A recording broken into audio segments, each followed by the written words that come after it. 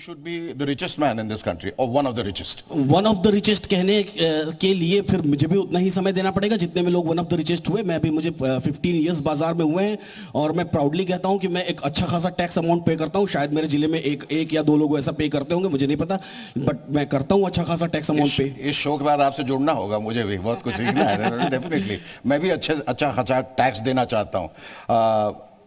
You are also imparting financial education to class 6. Class 6 onwards. तो ये इतने कम उम्र में वो लोग की समझ होगी जो इसको ग्रास्प कर पाएंगे? हाँ, बेसिकली ये समझ जनरेट करना भारत में बहुत जरूरी है। मेरा ये मानना है कि एजुकेशन में हम एक एजुकेशन के जो ढर्रे पे चले जा रहे हैं और फिर ग्रो करके होता क्या है कि मैं बहुत सारे लोगों से मिलता हूँ और जब लोगों से मिलता हूँ तो मैं देखता हूँ कि कोई 35, कोई 40, कोई 50, कोई 60 की एज में इस स्टॉक मार्केट या इन्वेस्टमेंट को सीखने की कोशिश करता है, क्योंकि वो अट्रैक्ट होता है उससे, सीखने की कोशिश करता है। लेकिन जब हम अपने पढ़ाई की बात करें, अपने एजुकेशन की बात करें, तो बच्चे कैसे होते हैं कि बच्चों को हम सब कुछ तो सिखा दिए, सब कुछ सिखा दिए, लेकिन हमने वही नहीं सिखाया जो उसको जीवन भर करना है। वो ये कि पैसा कमाना कैसे है और उस पैसे को मैनेज कैसे करना है, ये हमने पूरे टाइम नहीं सिखाया। उसको पता कब चला? जब उसने स्कूल खत्म कर लिया, जब वो कॉलेज में चला गया, जब वो ग्रेजुएशन कर लिया। You have to start early, नहीं तो ये होगा 60 की उम्र में आप सीखेंगे। बोले वो 60 की उम्र में उसने सीखा, बोला फिर क्या हुआ? बोला 61 भी पार नहीं कर पाया। हाँ, इन्वेस्टमेंट ऐसी चीज होती है कि इन्वेस्टमेंट में हम क्या करते हैं कि हम लोग टालते हैं। टालने का मतलब क्या होता है कि हम ये नहीं समझते। मैं हमेशा कहता हूं कि हम जिस भी डेट पे, आज इस वक्त, अभी जिस सेकंड में हम बैठे हुए हैं, हम और आप या कोई भी बैठे हुए हैं, वो सब अपनी लीस्ट रिस्पॉन्सिबिलिटी पर हैं। लीस्ट रिस्पॉन्सिबिलिटी कहने का मतलब ये है कि हमको ऐसा लगता है कि हम कल कर लेंगे या परसों कर लेंगे। कोई जवान आदमी है तो वो सोचेगा कि पहले शादी कर लूं फिर इन्वेस्ट करना शुरू करूंगा। शादी करेगा तो फिर कहेगा कि अच्छा बच्चे पैदा कर लूं, फिर वो बच्चा स्कूल जाने लगा, फिर वो बड़ा हो गया और ऐसे चलता चला गया, वो टलता चला गया। लेकिन आज के वक्त में, अभी के वक्त में, यहां पर जितने भी लोग हैं या इस दुनिया में जितने भी लोग हैं, वो सबसे लीस्ट यानी कि सबसे कम रिस्पॉन्सिबिलिटीज के साथ हैं। आने वाले दिन में आप कितना भी सोचे कि मेरी रिस्पॉन्सिबिलिटी कम होगी, वो रिस्पॉन्सिबिलिटी बढ़ती ही चली जाएगी। तो इस बात को सबको ख्याल करना चाहिए और जितनी जल्दी हो सके उतनी जल्दी शुरुआत करनी पड़ेगी, क्योंकि जितना ज्यादा समय देंगे उतना ज्यादा रिटर्न आएगा। जितनी जल्दी बर्बाद हो सके उतना अच्छा है। अच्छा, यहां बैठे जो लोग हैं उनसे पूछना चाहूंगा, इनमें से कितने लोगों ने हाथ ऊपर उठाइए जो स्टॉक्स में इन्वेस्ट किया है? बताइए, शेयर्स में, स्टॉक्स में। कम लोग हैं, क्यों? इनको कुछ कहना चाहेंगे, बताना चाहिए। वो लोग हैं जो सोच रहे हैं कल करेंगे। हाँ, कल करेंगे, या फिर देखिए इन्वेस्टमेंट के कई सारे अपने तरीके होते हैं। ये कारण यही है इसका। मेरा एक स्कूल के पूछिए, मैंने डैडीज इंटरनेशनल स्कूल ओपन किया। स्कूल के पीछे मोटिव ही क्या था? मोटिव यही था, क्योंकि हम सब कुछ कर लेते हैं लेकिन हम इन्वेस्टमेंट, मतलब अपने पैसे को मैनेज करना, मैं कहता हूँ, माँ बाप कहते हैं कि wealth management is the most difficult thing. कमा लोग लेते हैं बहुत आसानी से, लेकिन उसको मैनेज कैसे करें, मैनेज करना। और दूसरी बात, you know, as the saying goes that it is easy to make the first million, then the million makes the rest of the millions. Multiple millions. हाँ, मिलियन। तो उनको ये सीखना होगा कि जो मिलियन हमने बनाया है, जो भी पैसा है, जो हमारा सरमाया है, जो हमारा कॉर्पस मनी है, उसको हम आगे कैसे बढ़ाएं। Because otherwise it's dead money in the bank में। तो आज क्या भी मिलता है? कुछ भी पैसा डंप किया हुआ है। डंप करने का मतलब कि हमारा पैसा रोज कम होता चला जा रहा है। हमको खुद को नहीं पता है कि वो पैसा कैसे दिमाग चाटते चला जा रहा है, जिसको कहते हैं महंगाई डायन खाए जाते हैं। तो बेसिकली होता क्या है कि हम एज अ पेरेंट सोचते हैं कि मेरा बच्चा पढ़ लिख के डॉक्टर बन जाएगा, इंजीनियर बन जाएगा, क्रिकेटर बन जाएगा। चलिए, ये हो गया हमारा प्लान ए, ठीक है। अब प्लान ए अगर फेल हो गया तो क्या?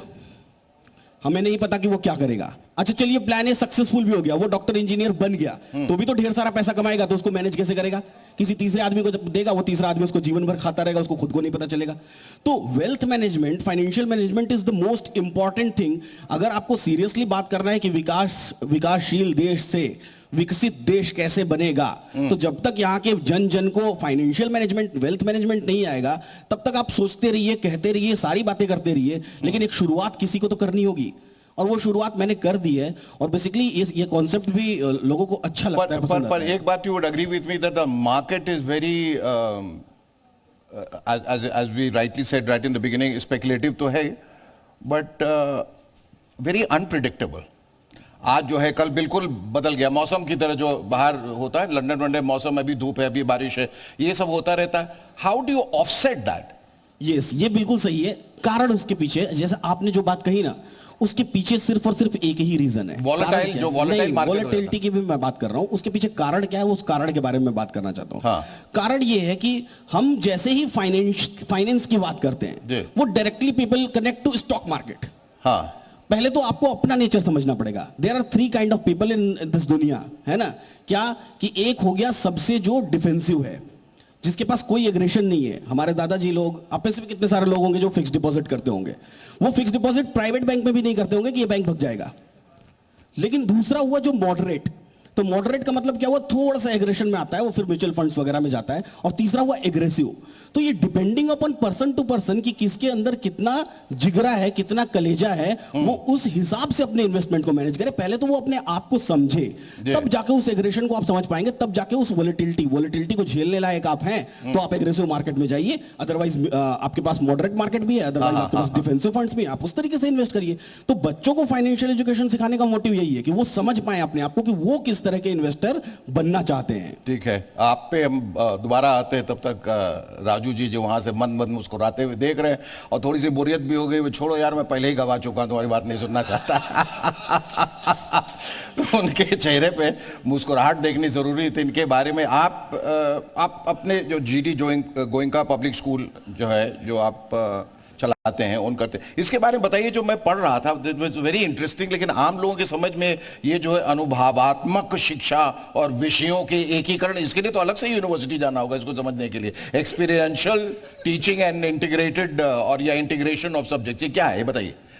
सबसे पहले तो शेखर सुमन जी, आपका गोरखपुर के धरती पे हार्दिक स्वागत है, अभिनंदन है। बहुत बहुत धन्यवाद। क्योंकि ये गोरखपुर एक बहुत बड़ा पावन धरती है और आप यहाँ आए हैं, इसमें हम गोरखपुर के तरफ से आपका हार्दिक स्वागत करते हैं। बहुत बहुत धन्यवाद। दूसरा, जी न्यूज परिवार का भी हम स्वागत करते हैं कि जी न्यूज परिवार इस मंच पे मुझे बुलाया, और इसके लिए जी न्यूज परिवार के पूरे टीम को बहुत बहुत धन्यवाद देता हूँ। दूसरी चीज जो आपने सर क्वेश्चन किया है, एक्चुअली स्कूल में पढ़ाई, हर स्कूल में एक ही तरह की पढ़ाई होती है, लेकिन जो आजकल की जनरेशन है, आजकल के जो बच्चे हैं, बहुत एडवांस हैं, दे अवेयर एवरीथिंग। तो एक्चुअली बुकिस्ट नॉलेज के साथ, जैसे कि हम दूसरे स्किल का कोई शिकायत नहीं करना चाहते हैं कि जस्ट वो क्लास में बुक को, चैप्टर को पढ़ाते हैं, रिवीजन कराते हैं, टेस्ट लेते हैं, ये तो सारे स्कूल करते हैं।